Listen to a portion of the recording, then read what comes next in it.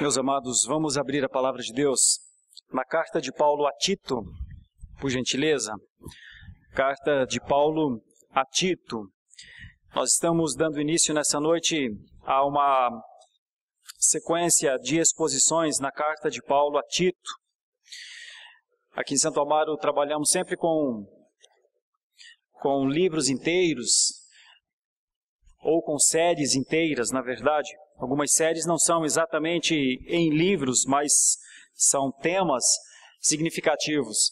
Então, tanto o reverendo Leandro, quanto o reverendo Daniel, quanto era com o reverendo Augustus, nós estamos sempre expondo a palavra de Deus da maneira mais completa possível. Eu tenho trabalhado, terminamos uma série em Filipenses, a série já está toda no nosso site. Também trabalhamos uma série em Neemias, e a série também está toda no nosso site. Também estamos ainda trabalhando outras duas séries, A Vida de Jesus, que é o material elaborado pelo reverendo Leandro e por mim, para que em breve seja usado, inclusive, na nossa escola bíblica dominical, uma sequência histórica da caminhada de Jesus, desde os seus anúncios, desde quando ele foi anunciado até a glorificação. E também estamos trabalhando uma outra série chamada de Os Benefícios da Obra do Redentor. E hoje iniciamos mais uma na carta de Tito. E eu inicio essa série com muita alegria e muita felicidade, porque me faz bem a fé relembrar sempre a história de homens como o do apóstolo Paulo, um inspirador a nós que vivemos a fé nestes dias. Homens que andaram com Paulo, como Timóteo, Silvano, homens que andaram com Paulo nos momentos bons e também nos momentos muito difíceis.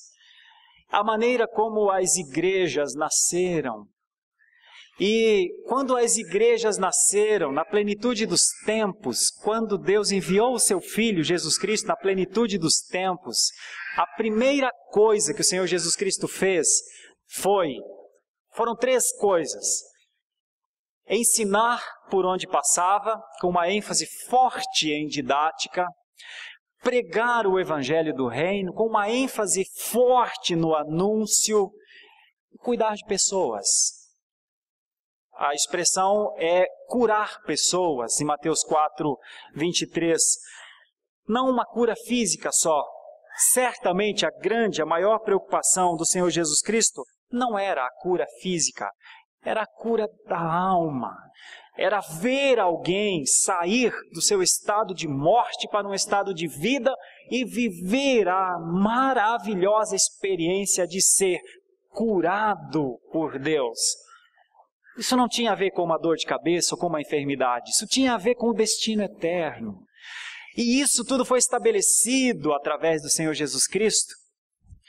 E logo a seguir, os apóstolos, chamados por Ele, deram prosseguimento, multiplicando essa palavra em toda a Decápolis, as 10 regiões mais pregadas, onde o Evangelho foi mais pregado num primeiro momento.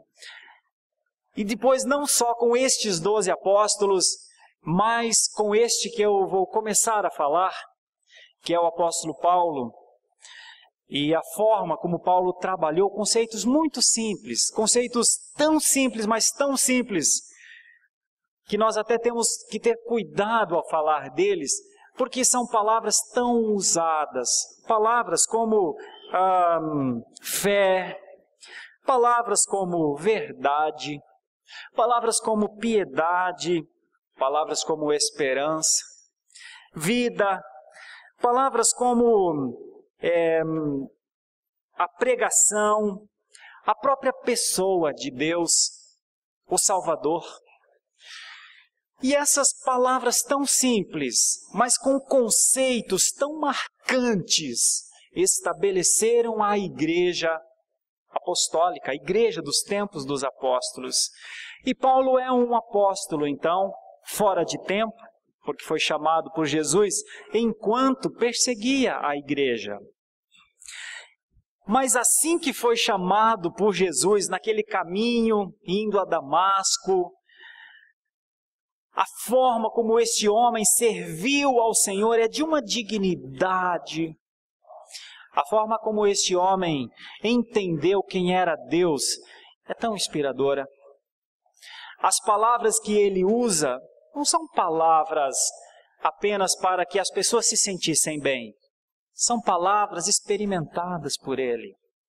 E esse texto que nós vamos ler em Tito, no comecinho de Tito, nós vamos ler apenas o começo de Tito até o versículo 4, dão uma demonstração de quem ele é.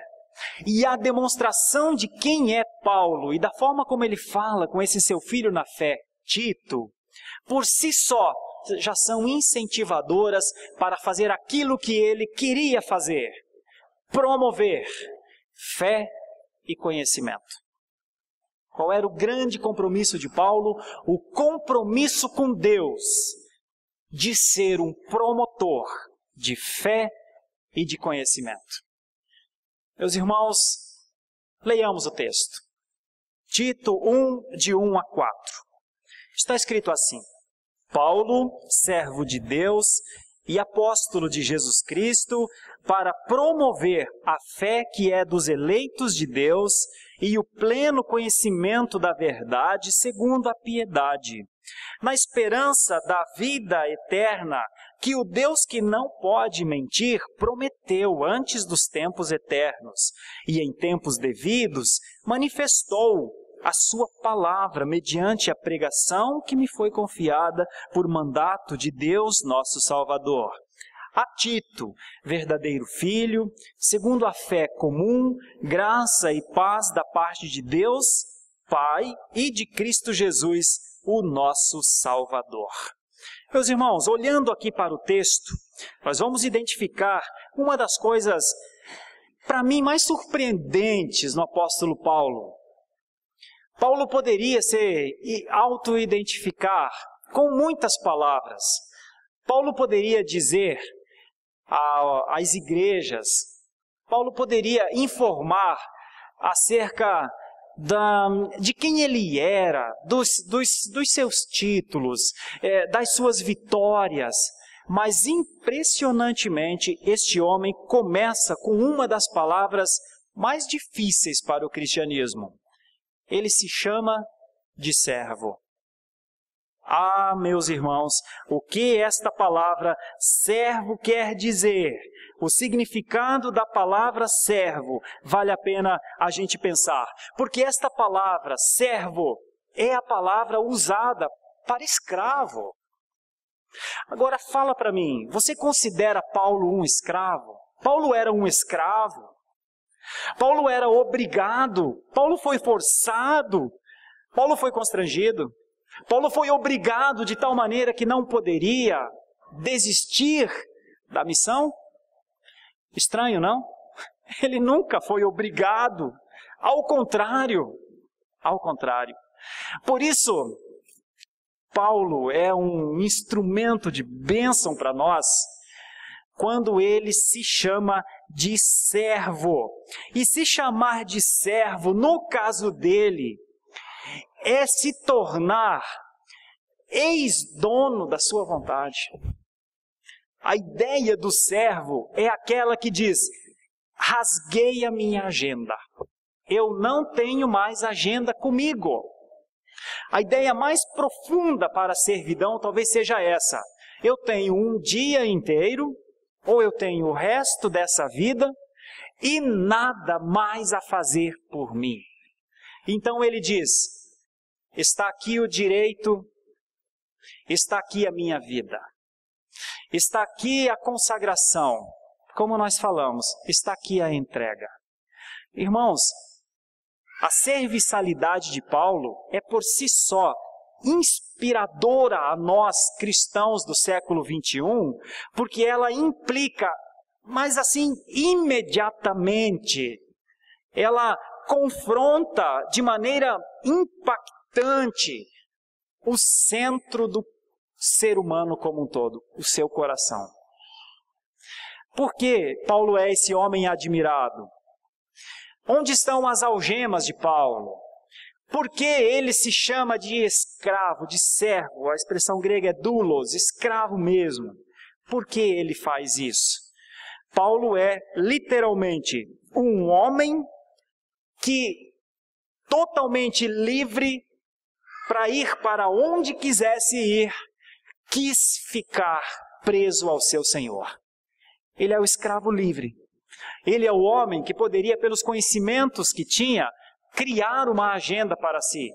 Mas ele é o homem que se coloca numa condição servil de tal maneira que ele rende a sua vontade a outro. Mas você há de convir comigo que é difícil render a vontade a outro. Mas é que Paulo sabia quem era esse outro. Essa é uma significância enorme para o texto. De quem Paulo é servo? De quem Paulo é escravo? De quem Paulo gosta de ser escravo?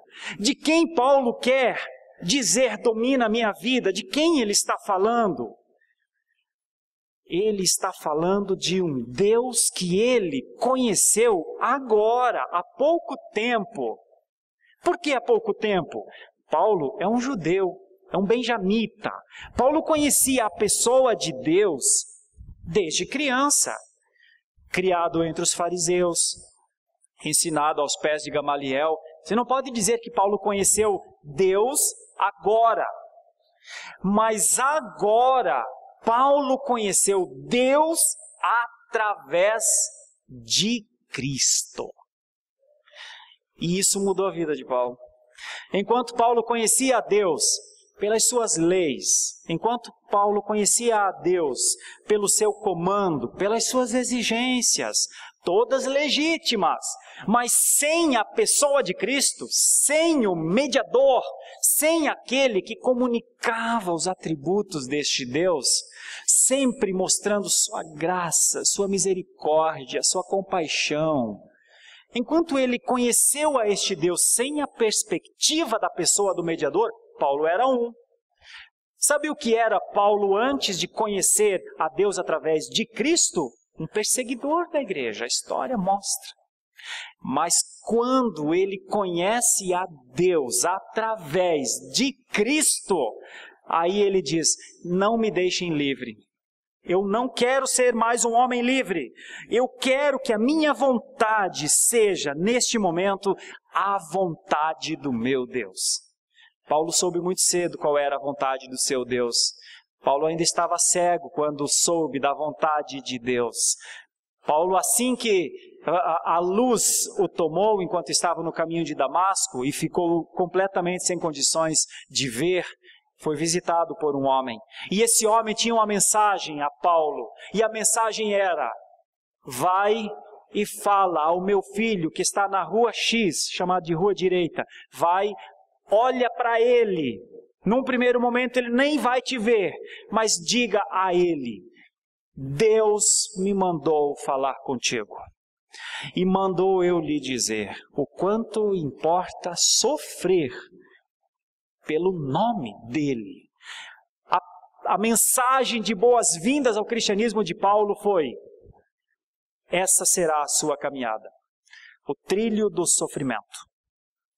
Meus irmãos, alguém que recebe a chamada para servir com esse incentivo todo, via de regra poderia dizer, não tem nada melhor para mim, não?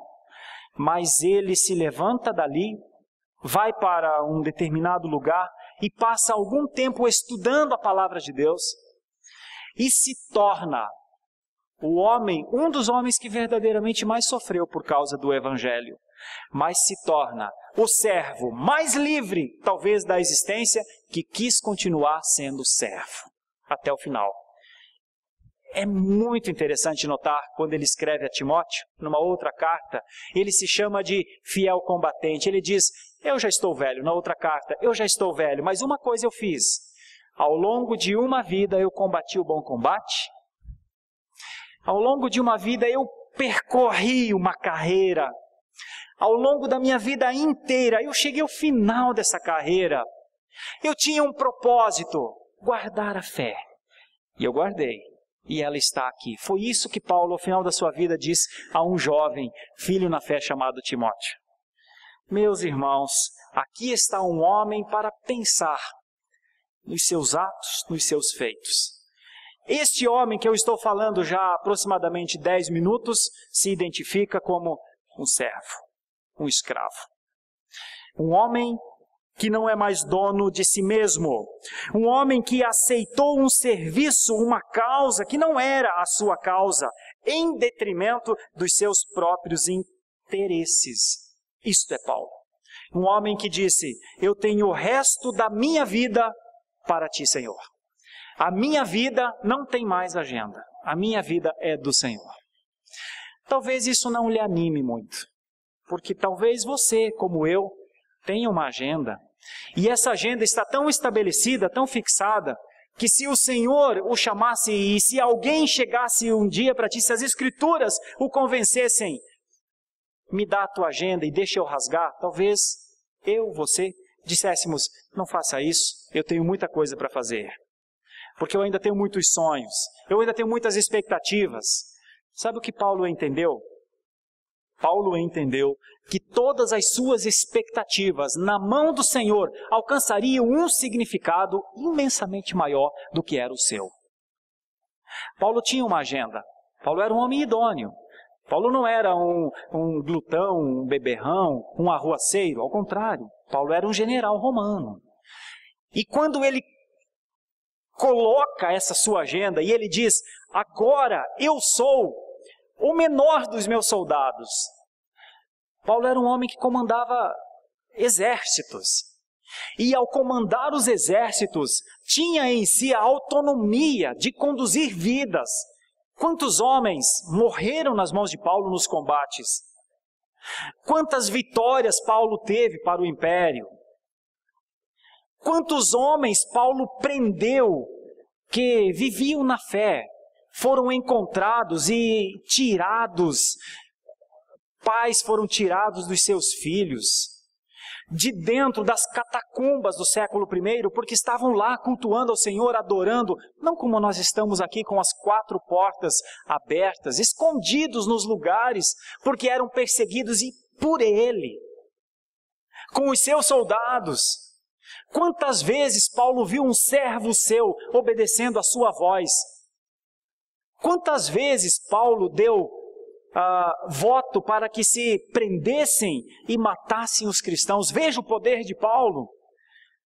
Mas de repente, neste momento, aqui está um homem, talvez entre o ano 62 e 64 depois de Cristo, depois de fazer 3 viagens missionárias, depois de ver coisas que ele só viu porque se converteu, porque foi convertido, porque teve um encontro com o Senhor, este homem escreve a um filho e diz: servo de Deus, escravo de Deus. Eu quero nessa primeira parte, caracterizando este homem, porque eu vou falar tanto de Paulo quanto de Tito, quero dizer para ti, este homem se orgulhava em ser de Deus. Ele diz de Deus, um homem de Deus. Sabe, não um amigo de Deus. Sabe, não um conhecido de Deus, não um colega, não. Um homem de Deus, de tal maneira que o seu Deus era rei para ele. Essa que é a ideia de servo. Primeira aplicação que eu faria, com 2 ou 3 perguntas só. Nosso Deus é nosso rei? Ou nosso Deus é alguém que a gente dialoga, conversa, quer saber coisas, é curioso até acerca de quem Ele é? Às vezes concordamos com as coisas que Deus faz, às vezes discordamos das coisas que Deus faz. Quem é o Deus que nós conhecemos? Quem é o Deus que você conhece, filho? Quem é Deus para você neste momento?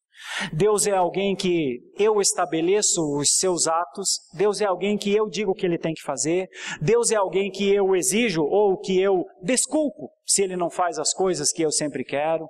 Qual é o relacionamento que eu tenho com o Senhor? O primeiro relacionamento fundamental, na pessoa de Paulo. Este homem que eu lhes falei, gastando 10 minutos, poderia gastar 1 hora. Este homem diz: de Deus, um servo. Tito, de Deus, não alguém que o entendeu, de Deus não um filósofo, de Deus não um conhecedor da imensidão das suas características, não.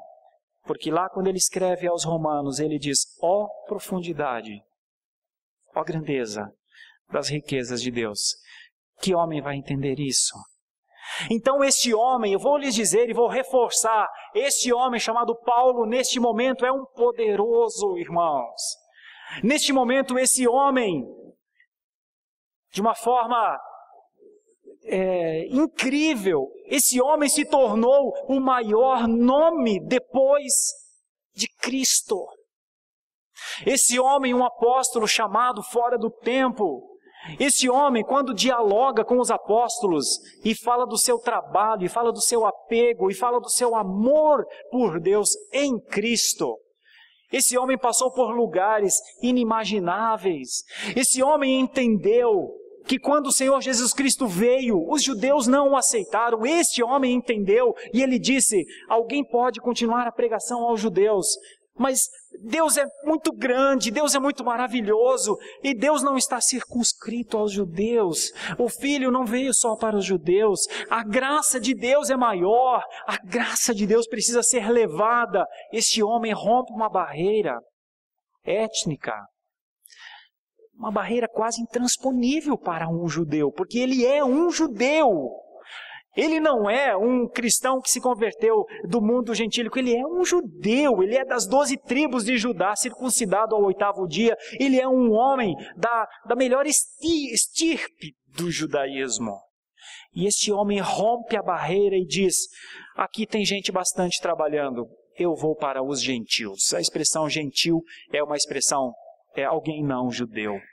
E este homem rompe essa barreira e vai sozinho para o mundo para ser agredido, para ser confrontado, para ser ridicularizado, para ser preso, para ser torturado. E esse homem faz isso, meus irmãos, porque carregou o entendimento desde o começo de quem ele era. E onde estava a sua alegria, e onde estava o seu verdadeiro prazer, e onde estava a sua paz, e onde estava o descanso para a sua alma. Ele preferiu não ser um senhor de si, para ser um servo de Deus. Quem é Deus para nós? Deus é aquele que eu concordo ou discordo, dialogo, às vezes até estabeleço metas para Ele, ou Deus é o meu Senhor? Porque para Paulo, Deus era o seu Senhor. Para Paulo, a voz de Deus era tudo. Para Paulo, a voz de Deus era o toque de comando. Para Paulo, a voz de Deus o fazia acordar de madrugada. Para Paulo, a voz de Deus fazia confiar enquanto dentro de uma prisão. Para Paulo, a voz de Deus era o que necessitava.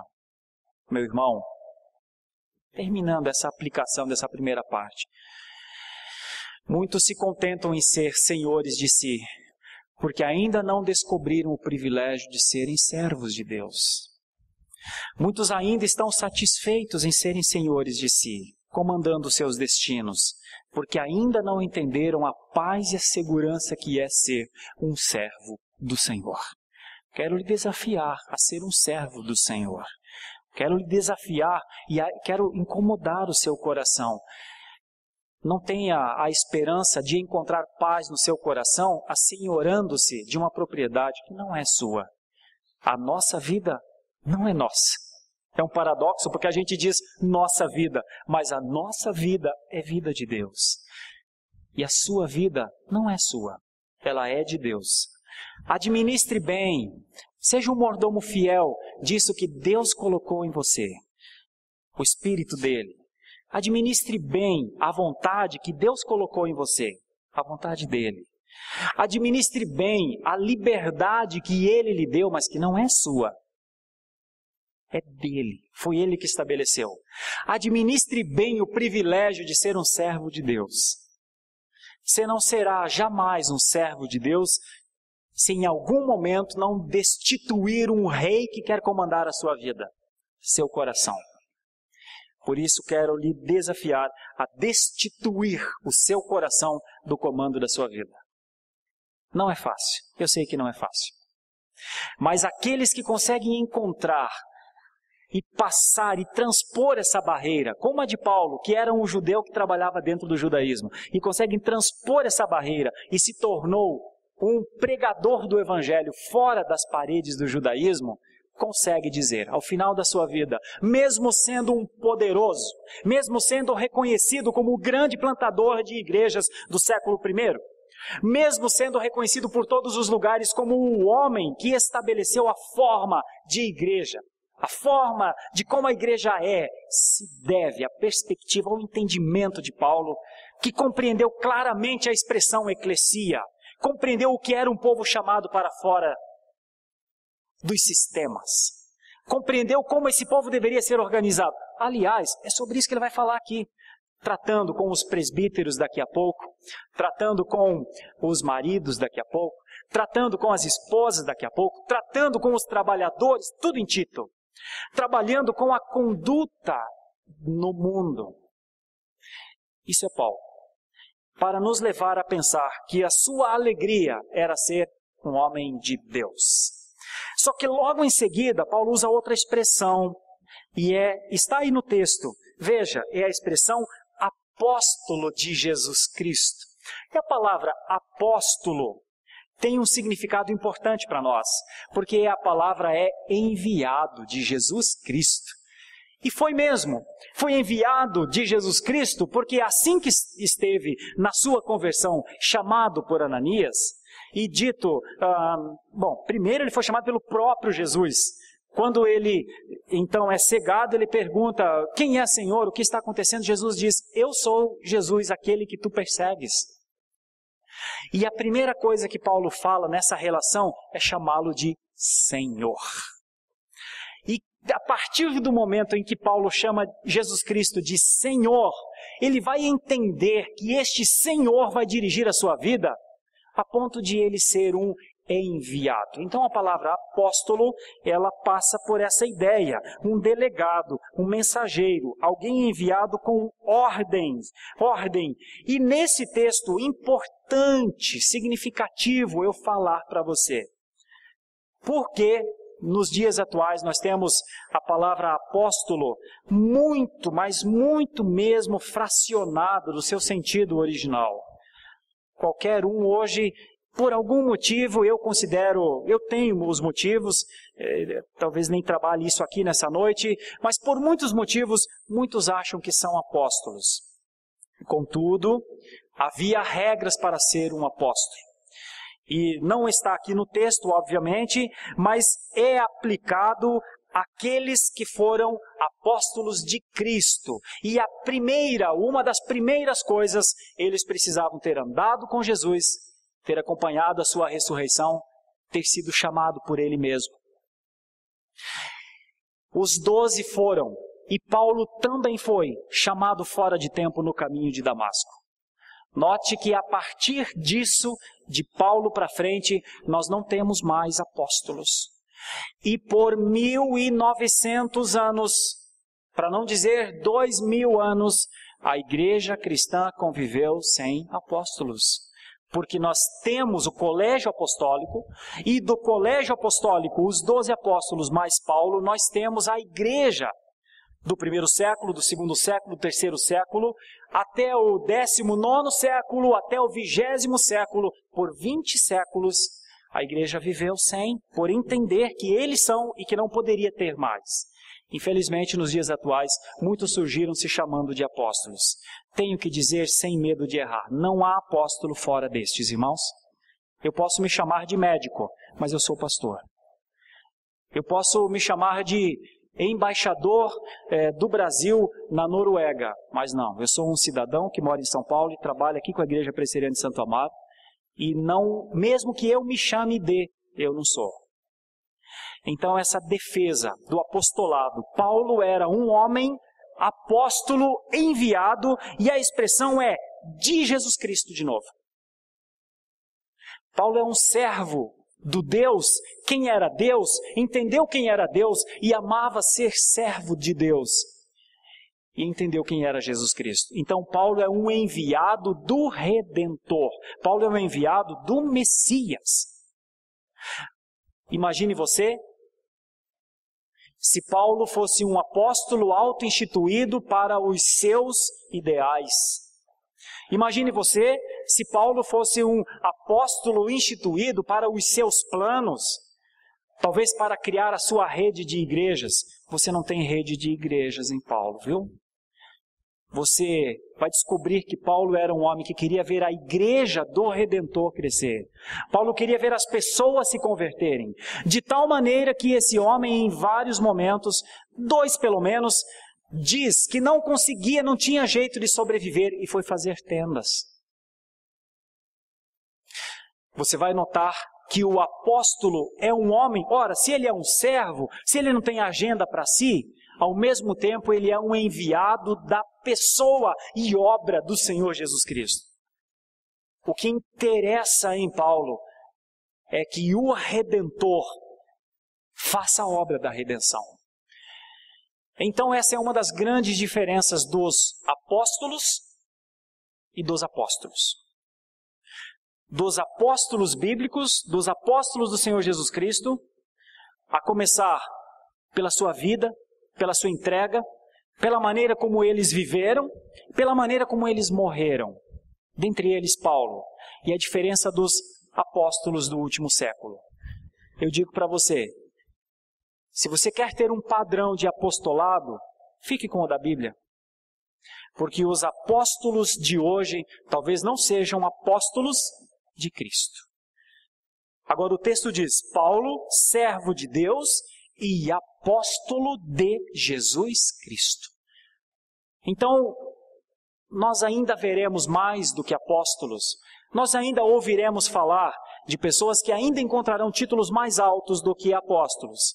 Alguns se chamarão de anjos em algum momento, outros se chamarão de querubins em algum momento, outros se chamarão de patriarcas em algum momento, outros se chamarão de semideuses em algum momento, e talvez haja alguém que encontre na ousadia dos últimos anos a condição de se igualar a Deus. Mas nunca o serão. Não serão apóstolos, não serão patriarcas, não serão anjos, não serão querubins, não serão semideuses e não serão deuses. Aqui nós temos em Paulo essa condição. Era um homem entregue à vontade do Senhor. O que marcava a vida desse apóstolo era a vontade do Senhor. Tão discutida nos dias atuais, nestes altos títulos desenvolvidos nos dias atuais. Aliás, o reverendo Augusto Nicodemos escreveu um belíssimo livro, o nome Apóstolos, para exatamente combater, como um teólogo reformado que é, essa loucura de nos dias atuais, homens quererem ser o que jamais serão. Mas aqui nós temos um homem que podia falar, eu sou apóstolo de Jesus Cristo. E aí vem a sua tarefa. Qual é a tarefa, então, de um servo enviado de Jesus? E aqui eu trago você para esse meio. Porque é graças a essa preocupação de Paulo que você hoje conhece a Jesus Cristo. A gente deve muito às pessoas, e eu em alguns momentos me lembro de nomes, por exemplo. Não fosse um homem sair dos Estados Unidos no século XIX, um homem chamado Simonton, Ashbel Green Simonton, um homem de uma carreira jurídica nos Estados Unidos, com vários familiares membros da Suprema Corte Americana. Ele deixa toda uma caminhada jurídica para vir ao Brasil e iniciar uma igreja no Brasil. Em 12 de agosto de 1859, se não fosse por esse homem, não haveria presbiterianismo no Brasil. Nós devemos muito a homens como Simonton. Assim como nós devemos muito a homens que vieram depois dele. O seu cunhado, Alexander Blackford, que da mesma forma larga grandes coisas porque passa sua agenda ao Senhor. A minha agenda é fazer a vontade do Senhor. Esses homens vêm, outros homens, Robert Lennington. Eu tenho alguma ligação com Lennington no seguinte sentido. Eu, tão jovem, 32 anos de idade, fui pastorear uma igreja no Paraná, a Igreja Presbiteriana Central de Guarapuava, que foi fundada em 1889, iniciada, porque um homem chamado Robert Lennington quis caminhar no lombo de um cavalo daqui de São Paulo até o interior do Paraná, levando Bíblia, vendendo Bíblia, dando Bíblia. E este homem, então, consegue reunir um grupo nesta cidade e inicia uma igreja em 1889. Depois seu filho vai se tornar um dos pastores daquela igreja. Nós somos muito devedores a homens como o Modesto Perestrello Barros de Carvalhosa, que tem o seu nome num dos prédios do Mackenzie, mas esse homem foi o primeiro pastor dessa igreja, lá em 1889. São homens que disseram, minha agenda, deixa para lá a minha agenda, e foram para os interiores deste país. Nós somos muito agradecidos a homens como o reverendo José Manuel da Conceição, um homem que era um padre católico romano, mas que ao conhecer a fé, e ao entender a redenção, e ao entender que não havia nenhum mediador mais entre Deus e os homens, a não ser Jesus Cristo, rompe com a fé católica e vai interior desse estado pregar o evangelho nos lugares mais difíceis. Você sabe como terminou José Manuel da Conceição? Como um mendigo achado morto numa rua deserta de um interior do estado de São Paulo.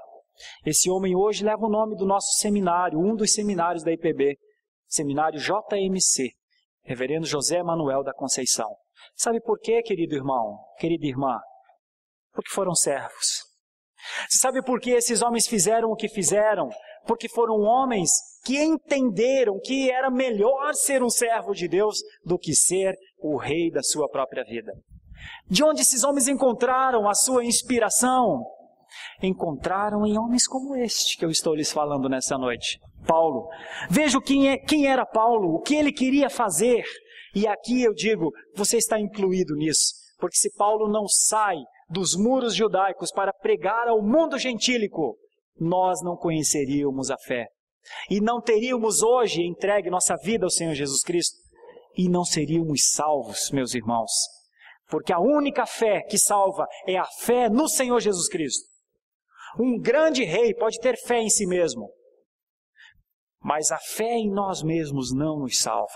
A fé que salva é a fé em Cristo, e só os eleitos têm essa fé, que aliás é o que ele vai falar. Veja o versículo 1 ainda para frente. Vou ler. Paulo, servo de Deus e apóstolo de Jesus Cristo, para promover a fé que é dos eleitos de Deus. Meus irmãos, aqui Paulo está reconhecendo uma das coisas que também tem muita discussão, predestinação, eleição, tudo certo, a discussão é válida, mas o texto bíblico, o texto canônico, o texto sagrado diz que há eleitos. Está aqui. Você aprende na sua língua portuguesa, um grego na sua língua grega, um americano na sua língua inglesa, um alemão na sua língua alemã, um indonésio em qualquer dialeto que abrir o texto, quando ele olhar para esse texto, ele terá de se deparar com a expressão escolhido, com a expressão eleito. E Paulo é o homem que, ao reconhecer que há eleitos, que há escolhidos por Deus, que há salvos por Deus, ao entender que esse é um expediente do Senhor, escolher, ao entender que o seu Senhor e Rei escolhe e não ele, porque ele poderia dizer, eu tenho a melhor palavra, eu tenho como te convencer, eu posso te dar a salvação, mas ele não diz isso. Muito pelo contrário. Deixa eu lhes contar uma breve história, curtíssima, para você entender. Em determinado momento, Paulo, no meio da sua caminhada, sobe a uma cidade, Atenas, a capital da Grécia. Prega um sermão no chamado Areópago. E o Areópago era o local que os gregos levantavam as suas estátuas dos seus deuses. E os gregos adoravam muitos deuses. E eles tinham muita preocupação em não deixar de adorar todos os deuses. Tanto é que é chamada de Panteão, o local de todos os deuses. E aí eles fazem um local e escrevem. Pode ser que nós não conhecemos a todos os deuses, então vamos adorar também a um Deus que nós não conhecemos, ao Deus desconhecido. Paulo se reveste de um entendimento para trazer a melhor das mensagens, o melhor dos sermões, a melhor das pregações. E Paulo vai até Atenas e prega um sermão belíssimo. E começa dizendo, atenienses, os vejo muito religiosos. Atenienses, eu sei que vocês procuram a Deus, eu sei que vocês querem adorar a Deus. Atenienses, vocês têm muitos deuses, e vocês têm um que é o Deus desconhecido. Pois bem, eu vou lhes falar dele. Olha que retórica, olha que bonito. Olha como que poder de convencimento tem nessa expressão. Era o vazio que faltava, era a única coisa possível para chegar ao coração do grego, falar de um Deus que o grego desconhecia, mas queria adorar. E Paulo fala, e eles dizem, sim, fale-nos mais. E Paulo fala, cheio de convicção, retórica e argumentos. E em um determinado momento, quando Paulo diz assim, pois bem, esse Deus, o Deus desconhecido, enviou o seu Filho para ser o Salvador do mundo. E eles falam, onde está? Aí ele fala, não, ele morreu. Morreu? Não. Aí não, Paulo, aí é demais. Porque os nossos deuses, nenhum Deus morre. Não. E então, zombam de Paulo. A Bíblia diz que um só, a Bíblia diz alguns creem, mas um só fica, o Areopagita. E Paulo, que tem o interesse de plantar uma igreja em Atenas, não consegue plantar a igreja em Atenas. E sai daquele lugar extremamente frustrado, irmãos. Apesar do melhor sermão, apesar da melhor retórica, apesar do uso de toda a inteligência. E desce a uma cidade chamada Corinto. E quando chega a Corinto, fala do Evangelho, e quando sai dessa cidade de Corinto, quando escreve uma carta aos Coríntios, ele diz, tomei uma decisão na minha vida, decidi nada saber, a não ser Jesus Cristo. Decidi abandonar as filosofias, decidi abandonar e não quero trabalhar com ostentação de linguagem, mudei. Quero falar das coisas mais simples, quero falar de Jesus Cristo. Sabe por quê, irmãos? Porque ele era um servo que a sua agenda não era mais a sua. Precisava mudar até mesmo o seu jeito de ser. E ele diz, importa realmente saber agora quem é Jesus Cristo. Um servo de Deus, um enviado de Jesus Cristo. Qual é a grande ênfase de Paulo? Que está nos próximos versículos. Ele sabe que há eleitos e ele diz, mas e como é que a fé chega até os eleitos? Como é que eu faço para falar com estes eleitos? A fé vem pela pregação. É o próprio Paulo que diz isso aos romanos. Então ele entende, eu tenho que falar de Jesus. Não é que eu tenha condição de fazer uma pessoa crer, mas eu tenho que falar de Jesus. Eu tenho que falar que o Redentor está aqui. Eu tenho que falar que há salvação. Eu tenho que falar que os ídolos não têm mais, nunca tiveram, mas que os ídolos não são mediadores. Eu tenho que falar que as obras não salvam. Eu tenho que falar que o Salvador veio. Eu tenho que falar que há Redentor para os perdidos da casa de Israel. Eu tenho que falar, e eu vou fazer isso. E então, enquanto eu falar de Jesus, os eleitos entenderão. Isso aqui é uma máxima do evangelismo. Nós somos evangelistas, nós somos missionários, nós somos uma igreja plantadora de igrejas. Por causa disso, essa igreja plantou inúmeras igrejas na região. Mas não é porque temos poder, não é porque convertemos pessoas, é porque falamos de Jesus. É porque falamos do Cristo. É porque falamos que há um Redentor. É porque dizemos, ei, está aqui, o alimento está aqui, está com fome? Come. Ei, toda a satisfação da necessidade do ser humano está aqui na pessoa de Jesus. Quer? Satisfaça-se. A grande tônica do evangelismo não é levar o homem a uma decisão.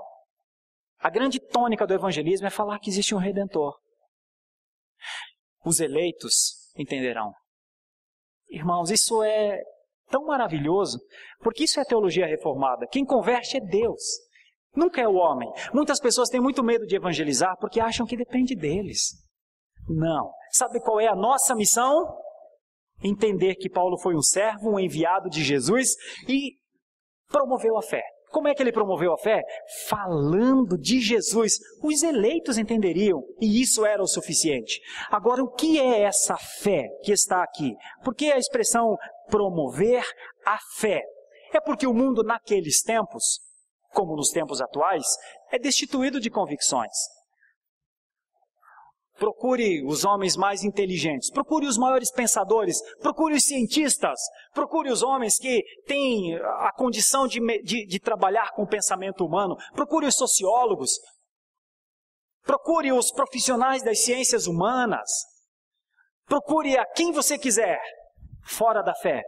Fale sobre suas convicções, pergunte sobre seus objetivos de vida, pergunte sobre seus ideais de altruísmo, pergunte sobre a sua serviçalidade. Fora do ambiente da fé, via de regra, você vai encontrar pessoas querendo satisfazer-se, usando as suas situações, às vezes a família, às vezes o trabalho, ou as estruturas existentes para se satisfazer. Mas Paulo queria promover outra coisa. Paulo queria promover um nível de convicção, de entendimento de Deus. Então ele falava do Senhor Jesus Cristo como seu Salvador, para que as pessoas, ao entenderem quem era Deus, chegassem à conclusão: eu preciso ter um relacionamento com Deus. Sabe por que é que Paulo pregava o Evangelho para todos aqueles lugares? Porque ele ansiava por bons relacionamentos com o Senhor. Você sabe qual era uma das maiores angústias de Paulo, o plantador de igreja, o missionário, o evangelista? Era que aqueles povos não adoravam ao Senhor. Você sabe qual é a grande ênfase do Evangelho? A grande ênfase é que Deus seja adorado. Você sabe o que move um missionário de verdade? Não são os números dos convertidos, mas é o quanto Deus está sendo adorado naquele lugar. Você sabe por que Paulo queria promover a fé? Porque Paulo tinha em mente que o seu Senhor e Rei, absoluto Deus de Israel, merecia adoração, merecia contrição. Sabe o que move Paulo? A pessoa de Deus. E isso nós temos aqui. Paulo é um homem disposto à fé dos eleitos de Deus. Porque o eleito de Deus naturalmente recebe a fé para crer em Deus. A pregação do Evangelho, por si só, ela não tem poder para produzir a fé. A pregação do Evangelho tem que ser feita. E nós pregamos o Evangelho de muitas maneiras. Com a nossa vida, com o nosso testemunho, com as convicções que temos. E Deus coloca fé no coração das pessoas. Nós não produzimos fé. Fé vem de Deus, é um dom de Deus. A nós, apenas olhar para um homem como Paulo e ver que ele era feliz, promovendo a fé que é dos eleitos, como está na Escritura. Na verdade, a palavra promover não está no texto original, mas ele era um homem para a fé dos eleitos. Essa que é a ideia. Eu sou um homem que vou trabalhar, falar tanto de Jesus, que a fé vai surgir. Essa era a motivação principal de Paulo. E aí Paulo diz uma outra coisa que também é fundamental, e eu poderia parar por aqui. Paulo diz que ele é um serviçal da verdade.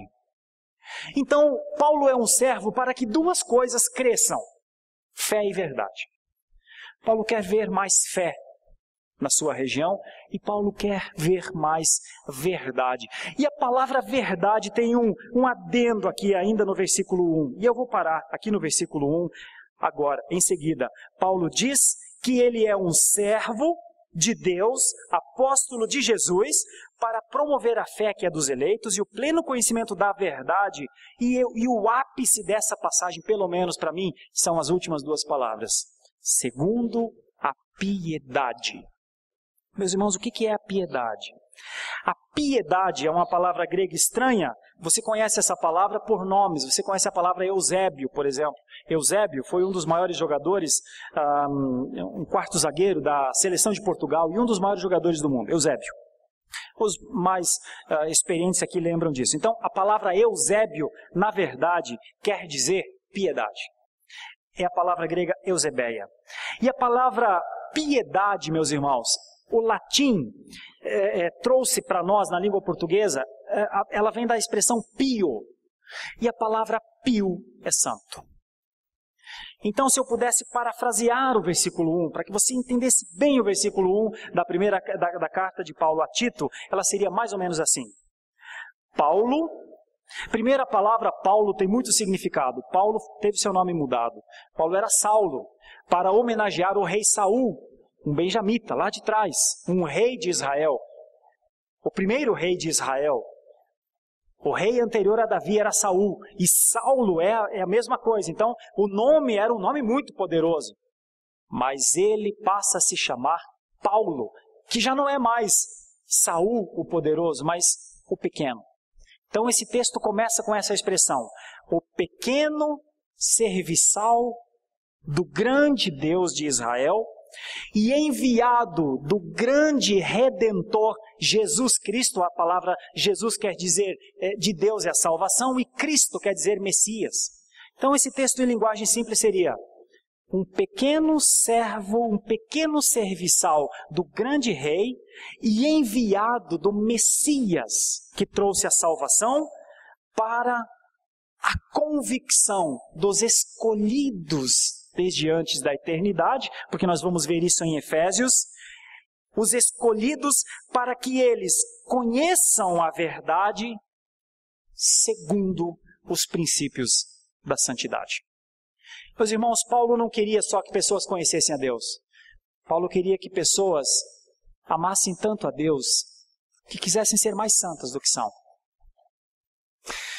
Paulo entendeu que o mundo seria impactado não por pregações eloquentes. O mundo seria impactado por pessoas que amassem tanto a Deus e que, por conta disso, se parecessem com Deus.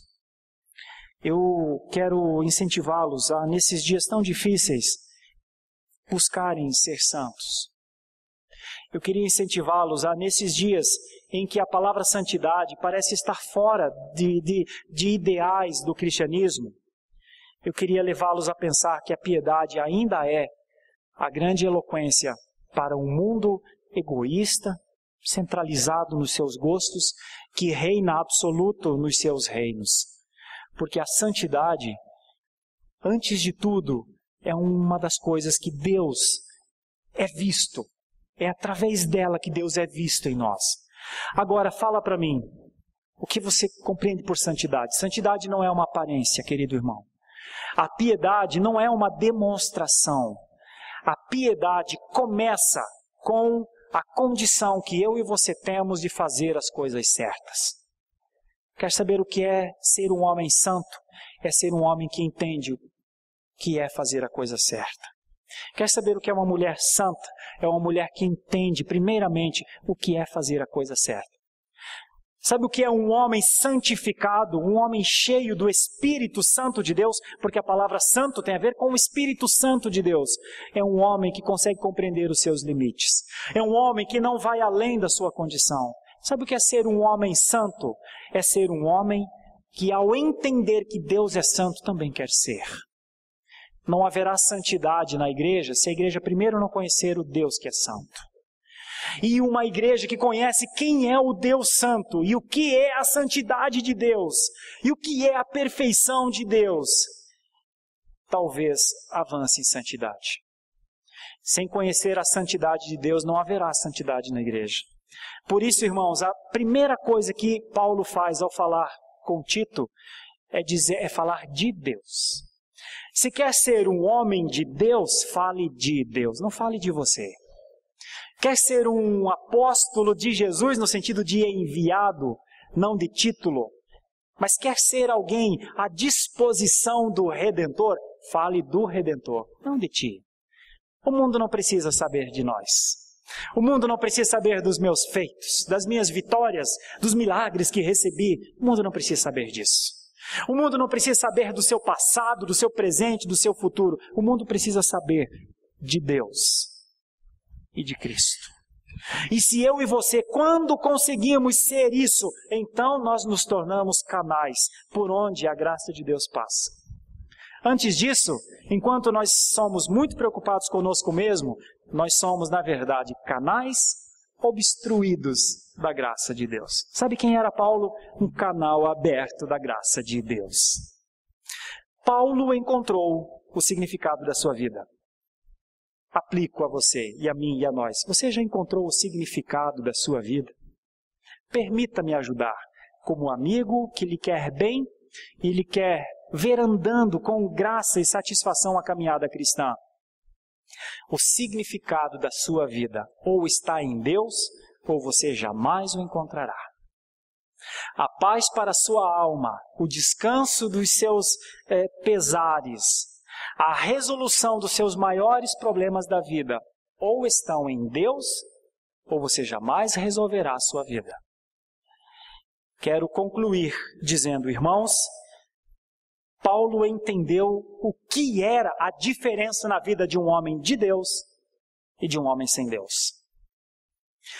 Paulo viu a Deus através de Cristo e não dos conhecimentos teóricos. Paulo serviu a Deus numa tarefa de promoção de duas coisas: fé e verdade, porque o servo de Deus anseia por essas coisas. O servo de Deus jamais se acostumará a um tempo de infidelidade e de impiedade. Você não pode se acostumar com este nível de violência, com esta insanidade familiar. Você não pode se acostumar com esse desapego no sentido de paternidade de pais a filhos, com a desobediência de filhos a pais. Você não pode se acostumar a isso. Nós não podemos achar que são os tempos e é assim mesmo. Porque os servos de Deus entendem que Deus está sendo ofendido nessas práticas. E eles lamentam isso. E é aí que surgem os missionários. Eu estou querendo dizer para você largar seu trabalho, sua função? Não. Estou querendo dizer que você trabalha e tem seu sustento e glorifica a Deus no seu trabalho. Mas que o significado da sua vida não é o seu trabalho. O significado da sua vida não é a sua carreira. E se você está depositando expectativa nisso, você vai se frustrar. E daqui a 10 ou 15 anos, você vai se arrepender. E vai lamentar ter perdido tanto tempo sem ser um servo, uma serva de Deus. Quero lhe ajudar, em nome de Jesus, a ser um servo enviado de Jesus para que fé e conhecimento sejam ampliados nesses tempos tão difíceis como são. Mas sabe como você vai fazer isso? Segundo a piedade. Eu conheço alguns homens muito piedosos e os admiro profundamente. Estes homens, geralmente os homens mais piedosos, são os mais simples. São os homens que fazem escolhas simples, mas são os homens que nas suas escolhas Deus é glorificado. Que nas suas escolhas Deus possa ser glorificado. Que os seus atos sejam atos preocupados com isso é certo. E então você sim será um homem e uma mulher piedosa, segundo a santidade. E aí você vai compreender outras coisas que Paulo ensinou a Tito, que nós vamos falar para frente. A esperança da vida eterna, de um Deus que não pode mentir, a manifestação da sua palavra e o impacto da pregação. Mas você não tem como dar um passo no entendimento da carta de Paulo a Tito, se não dispuser seu coração à santidade. Você quer? Você gostaria de experimentar uma vida de piedade além da que você está tendo? Eu quero te convidar a isso. E crerei que o Espírito Santo de Deus poderá fazer isso por nós. Feche os seus olhos, vamos orar ao Senhor. À luz do que foi este homem, como nós podemos viver a nossa fé nos dias atuais? Querido Deus, antes de tudo, um agradecimento, porque o Senhor deixou homens sobre essa terra que são gigantes. Quiseram se chamar de pequenos, mas são gigantes. Eis um aqui, um gigante da fé, para nos impulsionar a uma vida de fé.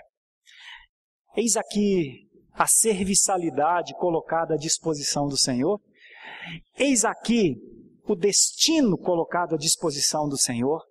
Eis aqui um homem que serviu a fé dos eleitos. Eis aqui um homem que serviu ao conhecimento, ao crescimento do entendimento de quem é Deus. Eis aqui um homem que podia falar com autoridade acerca de piedade. E eis a cada um de nós. Senhor, nessa noite, trabalha nos nossos corações. Ajuda-nos, Senhor, mostra-nos, Senhor, a importância de uma vida de santidade diante de Ti. Mostra-nos, Senhor, a Tua alegria na santidade dos Teus filhos. Mostra-nos, Senhor, a alegria do Senhor em ver uma família orientada biblicamente, com o pai tendo o seu papel, a mãe tendo o seu papel, os filhos tendo o seu papel, e em cada um desses papéis a soma suficiente para que um culto possa ser prestado através dessas vidas. Meu Deus e nosso Pai, seja o Senhor das nossas vidas também, eu te peço. Cada um à medida que o Senhor quiser. Mas potencializa a fé e o conhecimento. Continua a aumentar a fé em nós. Continua a dar-nos discernimento suficiente para sermos santos, para que possamos te adorar. Eu te agradeço pelas tuas escrituras, pelo manancial que elas são. Te agradeço pela provisão que elas são e pelo quanto elas podem nos fazer homens e mulheres aperfeiçoados na fé, no conhecimento e na santidade. Por isso eu te peço, em nome de Jesus, amém.